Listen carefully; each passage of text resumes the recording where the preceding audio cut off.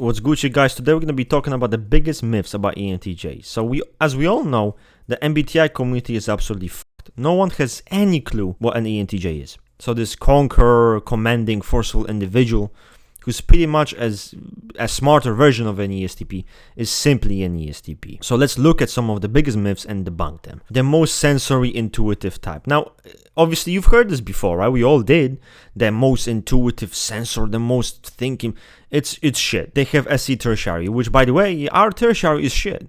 It's often try-hard, it's often childish, it's compensating. It's not good, okay? Your tertiary is not good. Forget about the ENTJs being sensorical gods. It's not the case at all. The reason why I think people have this weird misconception is because they don't know what TE dominance is. TE dominance just means you yell at people, you're aggressive, and you want results. So if you're forceful with what you want and very straight to the point, they think that's TE dominance. While TE dominance can, like for example, ENTJ can be very matter of fact, it's still different than just being a very forceful and straightforward individual. It's a rational function. It has more to do with optimization of their environment, streamlining the efficiency, right? Knowing how to, it's management, knowing how to do things, how things work, and how to make things work better, faster, quicker. That's the way it works. It's a very pragmatic element. So it's always focused on pragmatism. Some of the traits that I see with TE dominance, very hard-working people, often focusing on excelling, developing, improving, understands facts, very fact-oriented, very focused towards the objective data around them, very adaptable in that sense. So that's what TE dominance is. It has nothing to do with being a conqueror, it has nothing to do with yelling, being forceful or physical. Then we have second biggest myth, which is they're cold and uncaring psychopaths, right?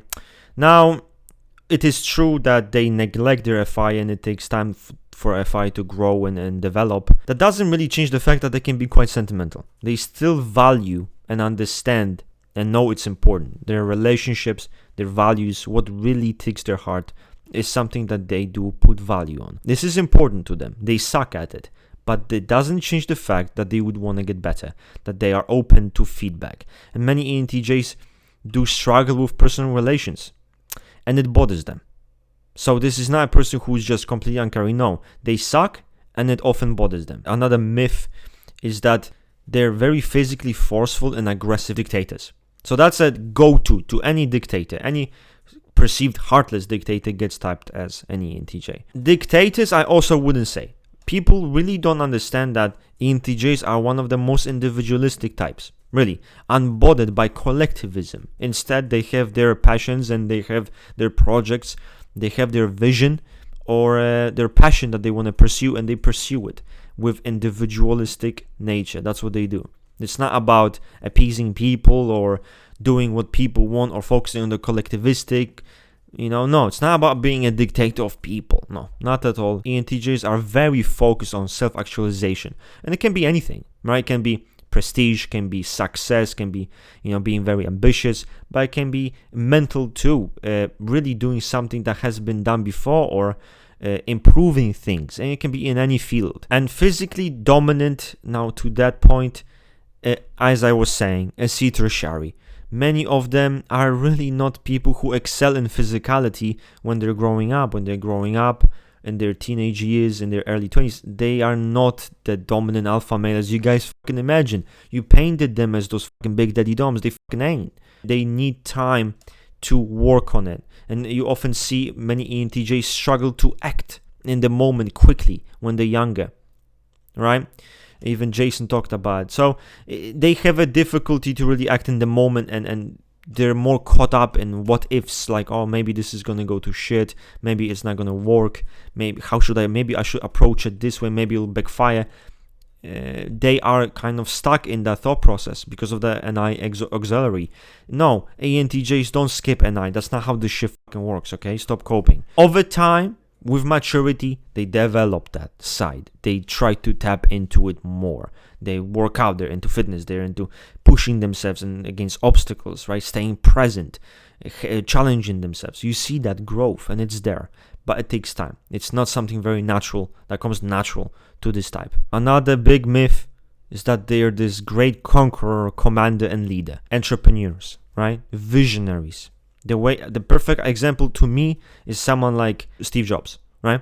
A visionary individual who was really good at understanding the potential of his products and how to really attract people to them. What really simple tricks to make things look a certain way to attract the most people to them, to get the best result. He was perfect at that, streamlining the products to near perfection in that way.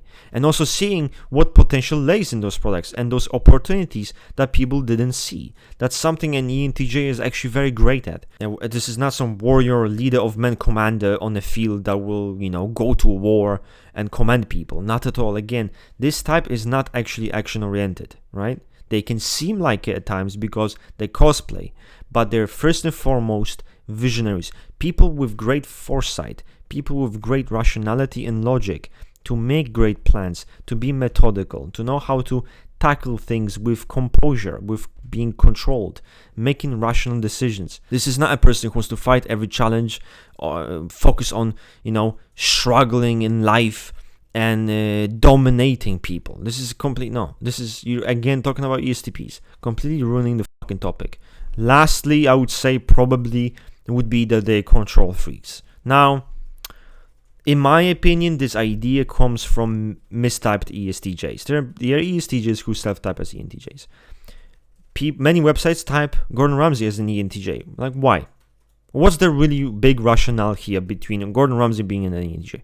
Fucking nothing other than against stereotypes. That's how this shit works. This is the point of fucking MBTI. Jerk-offs are going around creating fucking stereotypes. So now we need to create new fucking stereotypes to counter back what the fuck was done. Perfectionistic streak, which does happen. They can be very focused on working very hard, perfecting their performance, excelling in what they do to a high degree, adhering to certain high level of standards. They can be demanding of themselves and self-perfecting, but they're not really focused on controlling you, controlling everyone. It's not about controlling or how things should be. It's not about that. This is not a person just who wants to circle jerk the idea of how things should be. They care more at the end of the day what the fuck works, okay? What brings the best result and how do we achieve it? That's my opinion. If you fucking disagree, comment down below. But of course, don't be a cosplayer. Don't come under my comment section. Oh, I'm an ENTJ this. You're a fucking cosplayer. Drop the fucking act. If you know other myths of ENTJs, write down below and I'll tell you what I think about it.